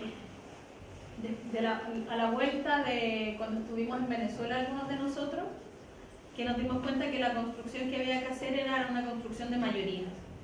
Y en Venezuela aprendimos mucho de estos procesos del poder popular, esta participación de la gente, de sus problemáticas, el empoderamiento, como se dice, de las clases populares, de los sencillos, de los comunes, en donde efectivamente se toman decisiones, se participa. Y eso fue lo que nosotros hicimos en el Ucamau, con un pequeño ensayo, que fueron con los comités de vivienda que los fuimos transformando en movimiento Pobladores, que asumimos una lucha más grande y que efectivamente la vinculación política nunca ha dejado de estar presente. Siempre ha sido una necesidad además, porque incluso en las asambleas se discute de política. No sé, si alguien en la asamblea encuentra que es necesario discutir la noticia sobre el cartel del confort o cosas que ven cotidianamente en las noticias, eso también se hace y eso también es un ejercicio político. Entonces, por lo mismo tuvimos la necesidad de presentar candidaturas desde la organización, candidaturas municipales, incluso en las últimas presidenciales yo fui candidata a CORE con algunas comunas, y con un proceso de crecimiento súper grande. De cuando llevamos la candidatura a concejal, que no éramos muy conocidos todavía, que no teníamos experiencia tampoco en el tema electoral y que, como conversaba adelante con los compañeros acá, la cosa se hizo a puro pulso, o sea, a puro pulmón, con harta voluntad, pero con harta convicción también de que lo que estamos haciendo es lo correcto. Entonces, ese proceso ha sido enriquecedor en todo sentido. Y nada, pues no me acuerdo la última pregunta. Lo de la relación con el ANDE. Ya. Y la UCAM. Sí, mira, nosotros en algún momento logramos tener un referente, por lo menos en la región metropolitana, que era muy fuerte, donde estaban todas las organizaciones con sus diversas demandas en torno a la vivienda, deudores habitacionales, reconstrucción, allegados, los dañados por la política habitacional, y eso duró bastante tiempo, tuvimos grandes ganancias, de hecho logramos el congelamiento de la ficha de protección social a nivel nacional, con una pelea que vimos por ahí, pero la misma dinámica y a veces cuestiones incluso de la organización no permiten que podamos seguir trabajando juntos, lo cual es un error. Pero hoy día igual tenemos un proceso de coordinación, de trabajo conjunto con varias organizaciones de pobladores. La UNACO está bien así como de bajo perfil, digamos, porque nosotros lo que queremos priorizar es el encuentro de las organizaciones. Entonces, tener ya un referente hecho y invitar a alguien siempre está el resquemor de que, no, pero es que estos ya tienen su cosa propia, entonces mejor no nos metamos con ellos. Y lo que estamos intentando hacer es plantearnos más que un nombre o una coordinadora, poder sentarnos y empezar a trabajar en conjunto nuevamente para que en definitiva los que ganen seamos nosotros y no sean ellos, que en definitiva cuando nosotros nos dividimos son ellos los que ganan y no nosotros. Eso. Gracias. En las palabras, Gandhi, Caro, Pamela y Diego.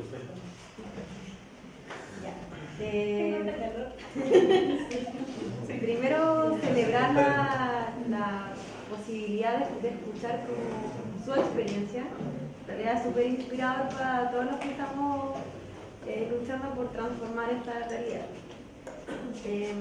Y estaba leyendo el documento y veo que, bueno, yo soy feminista, y veo que hay un esfuerzo por incorporar la perspectiva de género, al menos en cuanto a las dirigencias sociales y a la participación de las mujeres dentro de la organización. Pero tengo una duda que, si es que no lo han conversado, no lo resolvieron, igual me gustaría que lo pudiéramos conversar después también. Que tiene que ver con que se habla de beneficiarios de la acción a la familia. Entonces, mi duda tiene que ver con respecto a todas las personas que no se organizan en torno a una familia nuclear, o no sé, me imagino personas que no se van a casar, o no solamente no se van a casar, sino que no van a vivir en pareja, y que por lo tanto también creo que el derecho social a la vivienda no tiene que ser o basarse solamente en un beneficiario que es la familia, sino que también personas que pueden estar solas y no querer casarse o no tener una pareja o distintas formas de agruparse para poder vivir y tener el derecho. No sé si lo han conversado y si no, como que... Sí, lo que pasa es que es un tecnicismo, pero nosotros en la organización tenemos familias que no son la familia tradicional. Tenemos, bueno, hay algunos que son madres solteras, tenemos parejas del mismo sexo, nosotros también incluimos mucho a los inmigrantes, o sea, quien quiera estar con nosotros, independiente de su religión, de su creencia, de su tendencia, lo puede hacer. La condición es que tiene que estar dispuesto a trabajar, a esforzarse, digamos, y a luchar con nosotros. Entonces, eso de la familia es un tecnicismo en realidad, que tiene que ver con cómo se constituye también desde la institución el poder obtener una vivienda. Pero nosotros no nos imaginamos a la familia como la típica familia, sino que en los hechos concretos nosotros incluimos a todos. Claro. Hola Dori, mi nombre es Carolina Herrera, militante de Izquierda Autónoma Magallanes. Bueno, sumarme a los agradecimientos por tu disposición y dos cosas.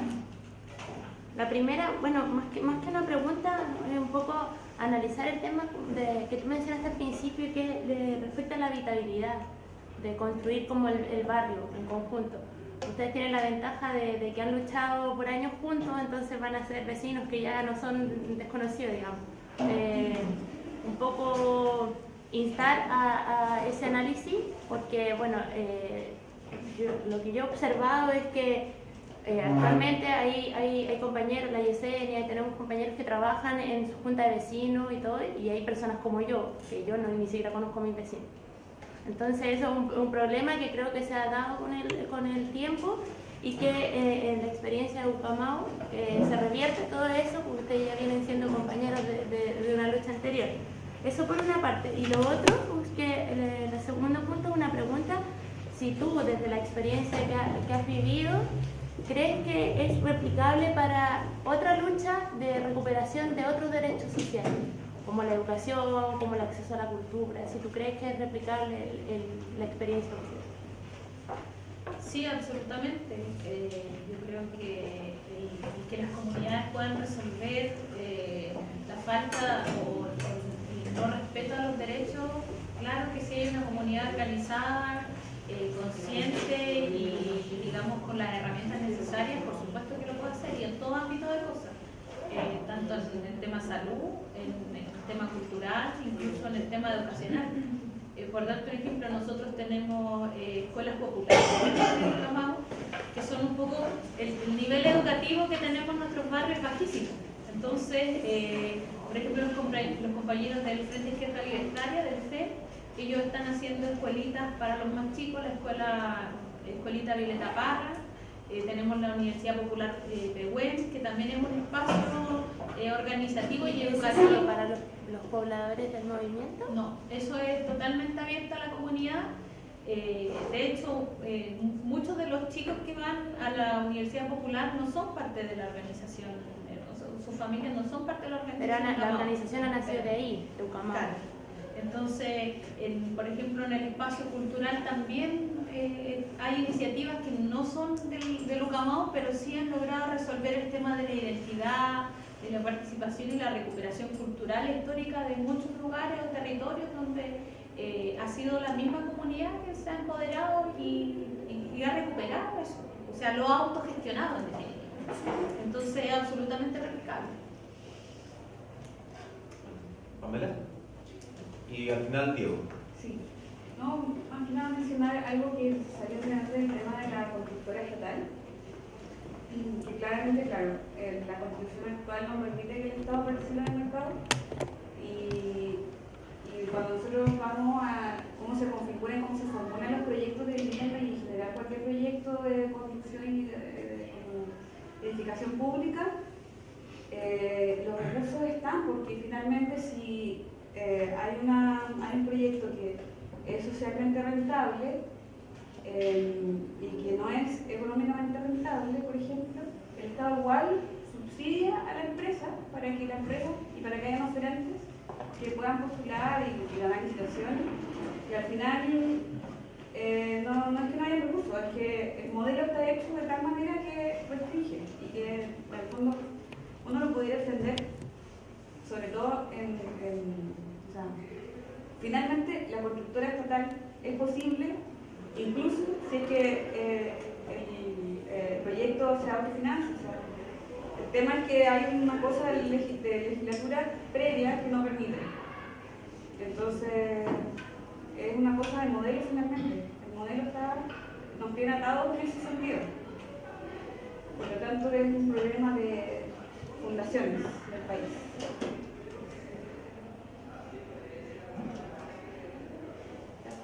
Diego. Bueno, más una reflexión y igual un poco, yo igual soy crítico del DC49. Primero, felicitar, ¿no es cierto?, a la organización. Creo que falta, ¿no es cierto?, en Punta Arenas líderes positivos, ¿no es cierto?, en el tema de vivienda. Ya un poco la realidad de Punta Arenas es que mucho está creciendo hacia el sur y los pocos terrenos que existen para construir proyectos habitacionales.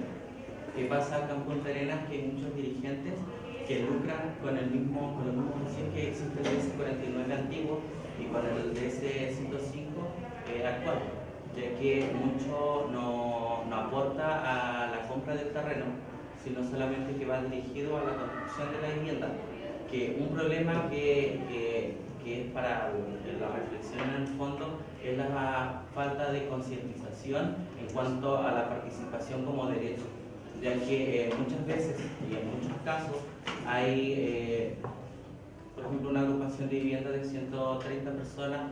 De los 130, yo estoy más que seguro, no los 130 están de acuerdo con participar mensualmente, no sé, en sus asambleas extraordinarias.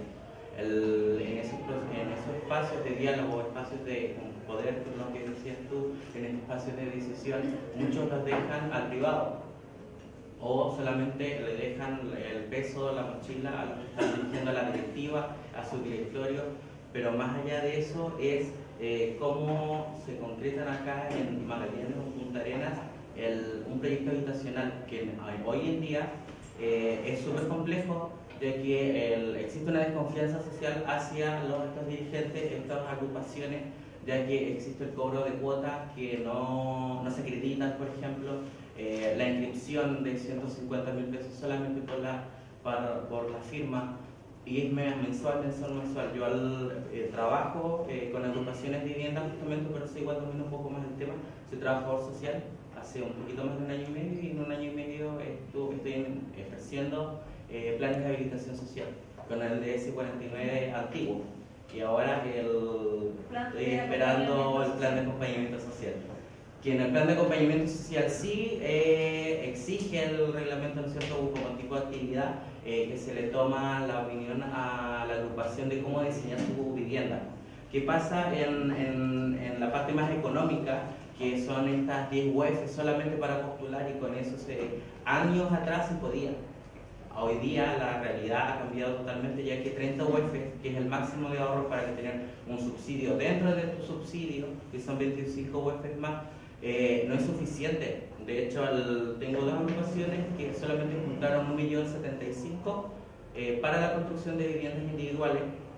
¿Y qué pasó? El resto, 3,5 millones cada uno, son 206, imagínense, 600 millones que el Ministerio otorgó para la construcción que se hizo en diciembre. Estuvieron un año luchando. Yo esa agrupación no la tomé del principio, la conozco desde octubre del año pasado, donde comencé a tomarlos como trabajador social. ¿Y qué pasó aquí? Muchas veces depende del Ministerio, desde estas reuniones eternas, este sistema tan burocrático que es el mismo servicio, esta misma política pública que está mal construida. Ahora se ha mejorado, yo encuentro ciertos aspectos, pero siempre va a faltar cosas para aportar. Encuentro una que es el tema de la organización. La organización, más allá del logro del objetivo, que es la vivienda, cómo ellos se instalan como un nuevo barrio, una nueva comunidad, como vecinos. Yo actualmente ha sido una lucha eterna el dejar de lado la intermediaria, porque acá hay muchos intermediarios, y esta agrupación estuvo del 2012. Entonces es una lucha constante contra más de 200 personas, en donde ya tienen validada una persona para ellos positivo, pero en el bolsillo es económicamente negativo, porque siguen con el mismo tema.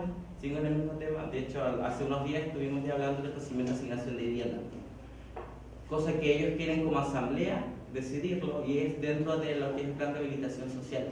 Y el Serviu Magallanes, en el fondo de esta región, están al tanto de estas dirigentes, están al tanto porque hay muchos dirigentes. Hace unos meses atrás, encontraron a un dirigente que tiene 400 personas solamente para agrupaciones de vivienda, y unas tantas más para mejoramiento de vivienda.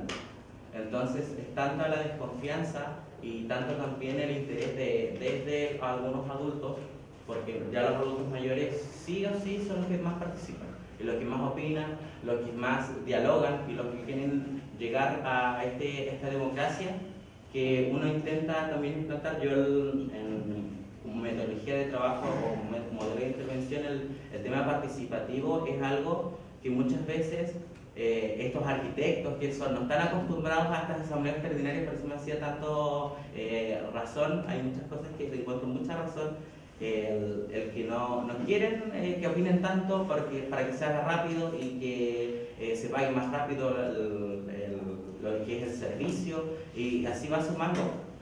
Es la participación, y como organización es algo que cuesta construir, porque más allá hay muchas personas de estas agrupaciones, o más agrupaciones, que solamente lo hacen como trámite para su vivienda y su casa, y solamente van a tener su casa, la entrega de llave, y nunca más vimos.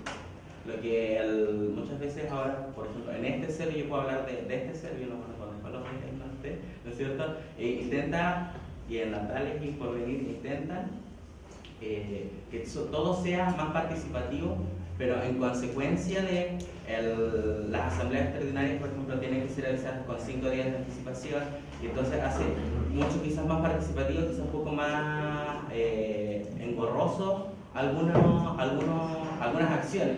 No digo todo, algunas acciones. Porque ya la oficina de datos tiene que hasta las 2:30 recibe certificados o todo lo que uno solicite.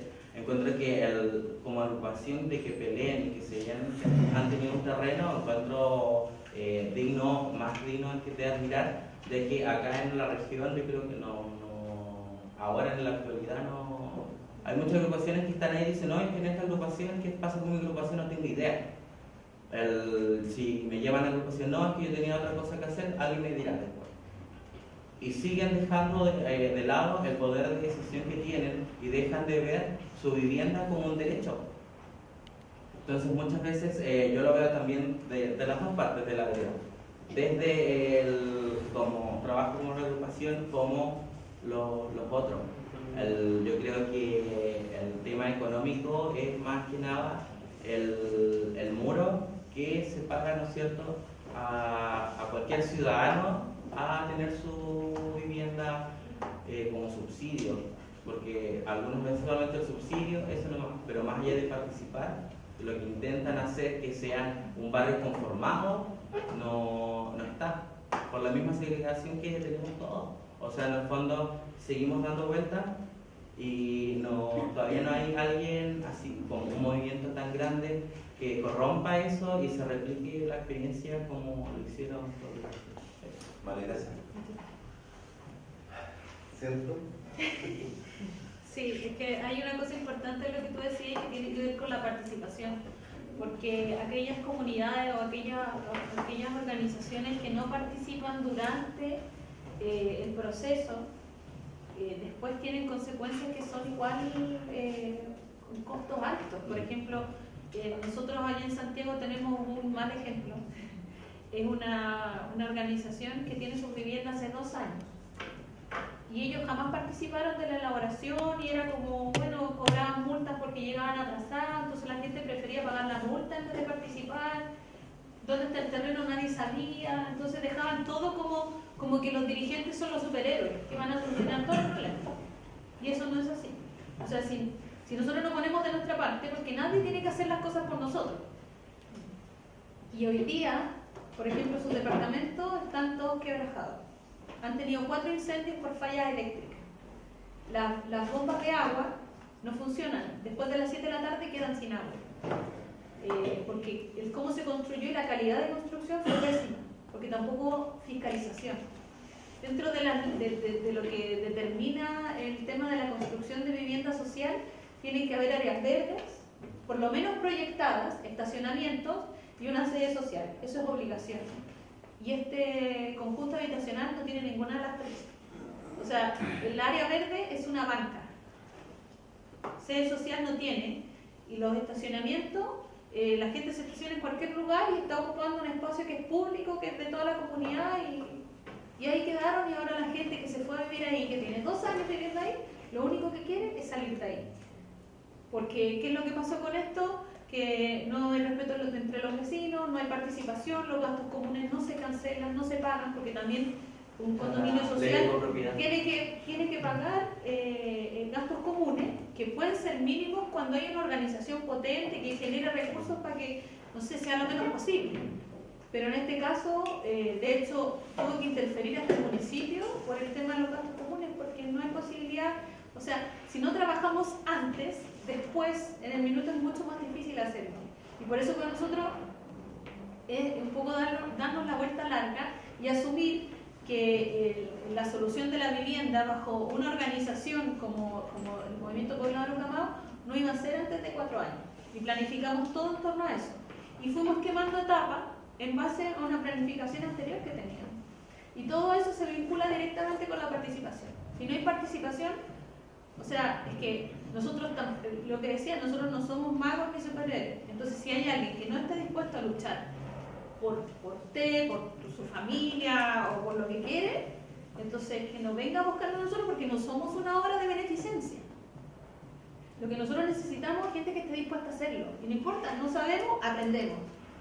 Pero si está la convicción, la capacidad, o sea, y las ganas de hacerlo, eso es suficiente. El resto lo podemos ir asumiendo en conjunto y ir aprendiéndolo en el camino.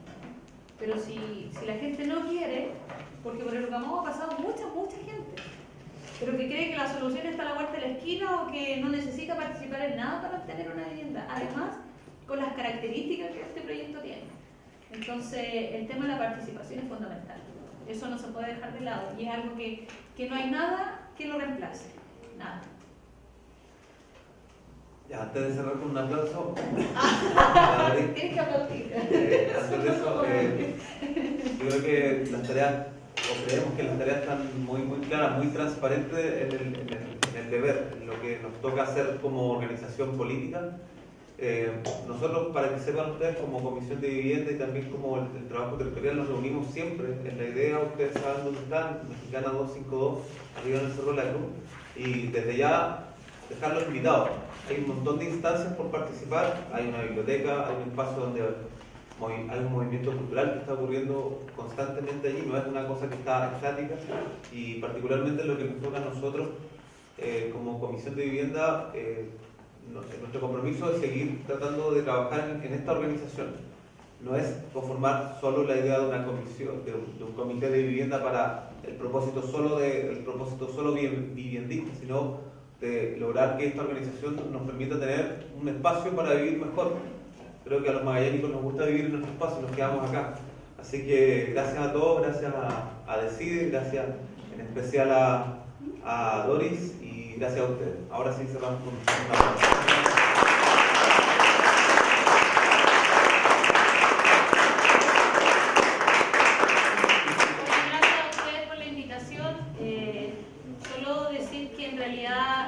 A veces, y más que un consejo, en realidad una reflexión que nosotros la tenemos siempre y que a veces sentimos como que estamos nadando muy contra la corriente y que las cosas no van a cambiar.